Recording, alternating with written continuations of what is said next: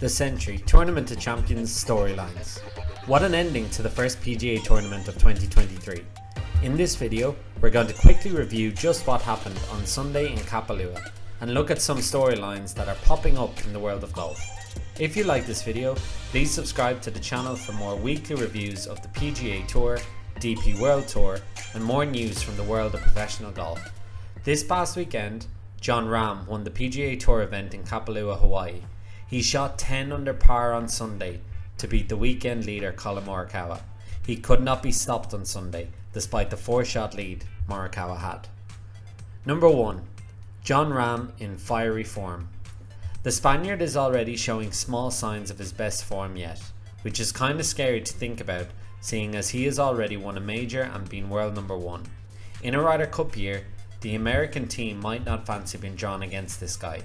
What is really scary is that Rahm didn't actually play his best golf over the weekend.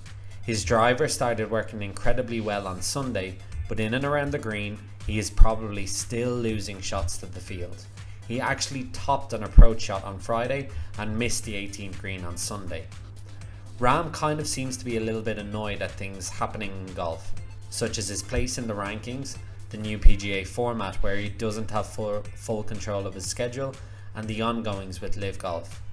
He is a PGA man through and through, but he does seem a little angry at golf. I think this fire is excellent for him. It's a little annoying because bookmakers will put him up at 6, 7 and 8 to 1 if he is favourite, so very difficult to back him at those small odds, but the bookies can't put him any higher on this current form. Rahm is driving brilliantly. This is his 3rd win since October and he is looking every bit of an early major contender. The Open maybe? Number 2. Is Morikawa back? I am screaming at myself for not backing Morikawa at 20 to 1 in the 37-man field. He was 4 shots up on the field on Saturday night. The cash out option would have been beautiful and would have got the season off to a flyer. But enough about me, back to the American. Collin is one of my favourites really. I love his swing and his precision based game. While he doesn't smash the ball, he's a role model for younger players in my opinion.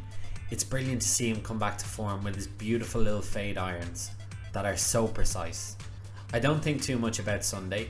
He has won majors before, so there's no mental problems or anything like that. Morikawa just couldn't get ahead of the Spanish steam train behind him. If this form continues, Morikawa could be a great pick for the Masters, a really solid showing after a winless year last year.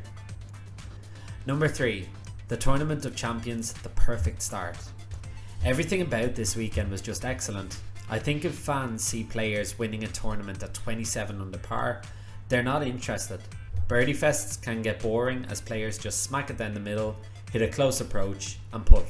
But this tournament is kinda different and it makes it exciting. Birdies are easy to come by, but approaches play a massive part. Then when players miss out on an eagle or a birdie, the par feels like a bogey. The plantation course is excellent, and what's really interesting is so many players compare it to Augusta because of the greens and the rolling hills and dunes of the course.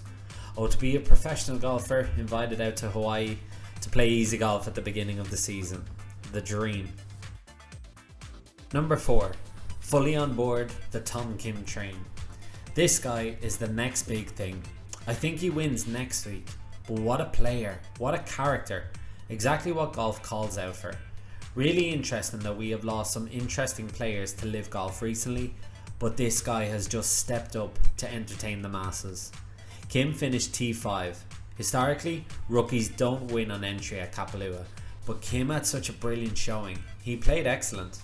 His approach that went in on Friday was an incredible shot, and his quick comment to the camera just had everybody chuckling. Did you get that on camera? He asked.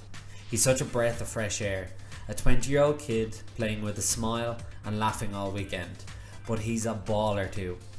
We have insight that he spent the Christmas with Jordan Spieth and Jordan's family, and that he's absolutely addicted to the 2K video game, like most of us. A legend that Live Golf have no doubt looked at very closely. And finally, number 5, speaking of Live, they're absolutely dead this season. The PGA Tour is going to destroy them in ratings and things like that. They simply cannot muster tournament excitement, and a Sunday finish like what we've seen, because of their shotgun start system. They don't have the quality, and it's crazy that we will miss characters that are on LIV, but new ones just pull through on the PGA Tour. LIV Golf are in for a very difficult second year, and if the PGA Tour can make tournaments half as exciting as this one, they're going to really punish LIV. Those are our 5 storylines this week. Another brilliant opener to the year, and we're delighted to have golf back in full swing. Tune into our video on Wednesday, where we'll preview next weekend's Sony Open and have a quick look at the DP World Tour event. As always, thanks so much for watching, and we'll catch you in the next one.